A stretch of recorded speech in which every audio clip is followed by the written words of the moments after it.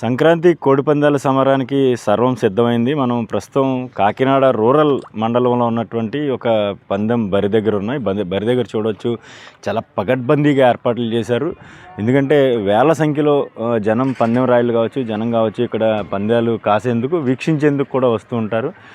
సంక్రాంతి కోడి పందాలు ఎలా జరుగుతాయనే ఉత్సాహం, ఆదుర్ద అయితే జనంలో కనిపిస్తూ ఉంటుంది. వీటిని చూసేందుకు ఎక్కువ మంది జనం వస్తూ ఉంటారు. వీళ్ళలో స్థానిక ప్రజాప్రతినిధులు కావచ్చు, స్థానిక ప్రజలు కావచ్చు వస్తూ ఉంటారు. వీళ్ళ కోసం ప్రత్యేకమైన ఏర్పాట్లు చేశారు. ఈ ఫెన్సింగ్ చుట్టూ ఏదైతే సెంటర్లో ఈ కోడి పందాలకు సంబంధించిన బరి ఉందో, ఈ బరి చుట్టూతో కూడా ఒక ఫెన్సింగ్ నిర్వహించారు.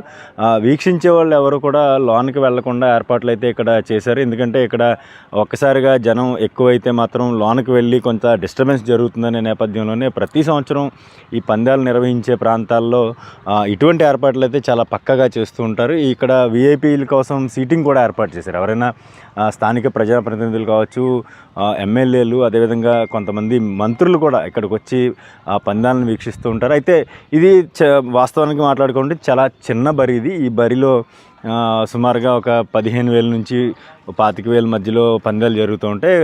కొన్ని సందర్భాల్లో అంటే కోడి రంగును బట్టి పందాలు నిర్వహిస్తూ ఉంటారు. పెద్ద కోడి, అదేవిధంగా బలమైనటువంటి కోళ్ళు మాత్రం వస్తూ ఉంటే పందాలు 50,000కి కూడా వెళ్తూ ఉన్న పరిస్థితి. ఇప్పుడిప్పుడే జనం రాక్ కూడా ప్రారంభమైంది. మనం చూసుకోవచ్చు, ఇప్పటికే ఒక పుంజు కూడా తాను కూడా పందానికి సిద్ధమంటూ కాలు దువ్వేందుకు సిద్ధమైన పరిస్థితి.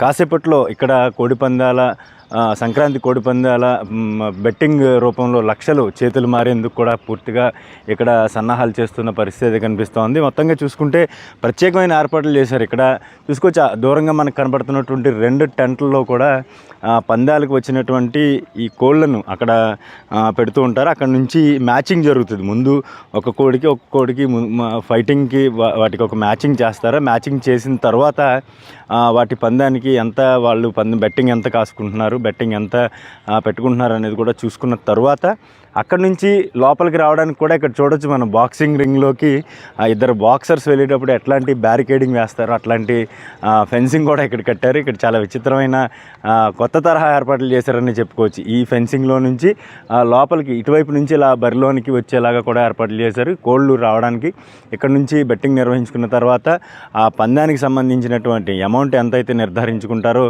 ఆ పందాలకు సంబంధించినటువంటి మొత్తం వ్యవహారం పందెం పూర్తి అయ్యేసరికి అక్కడికక్కడే చెల్లింపులు కూడా జరుగుతూ ఉంటాయి.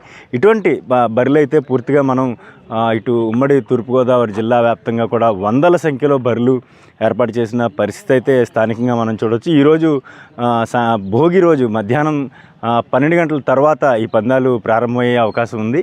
3 రోజుల పాటు అంటే భోగి, సంక్రాంతి, కనుమ రోజు సాయంత్రం వరకు కూడా ఇక్కడ ఏర్పాట్లు చేస్తున్నారు. చూసుకోవచ్చు, మనం ఈ బరి మధ్యలో ఫ్లడ్ లైట్లు కూడా పెట్టారు. అంటే దీనికి సంకేతం ఏంటంటే రాత్రులు కూడా కొన్ని సందర్భాల్లో లేట్ నైట్ 10, 11, ఒకసారి అర్ధరాత్రి కూడా కొన్ని ప్రాంతాల్లో పందాలు నిర్వహిస్తూ ఉంటారు. వీటి కోసమే ఫ్లడ్ లైట్లు కూడా ఏర్పాటు చేసిన పరిస్థితి అయితే ఉంది. కొన్ని ప్రాంతాల్లో అయితే పందాలు జరుగుతున్నటువంటి మొత్తం ప్రక్రియను లైవ్ వీడియో రికార్డింగ్ చేసి వాటిని ఎల్ఈడి స్క్రీన్లపై ప్రదర్శించే విధంగా కూడా ఏర్పాట్లు చేస్తున్న పరిస్థితి అయితే తూర్పుగోదావరి జిల్లాలో ఉంది. కాకినాడ నుంచి నేను శ్రీధర్, ఐ డ్రీమ్ న్యూస్.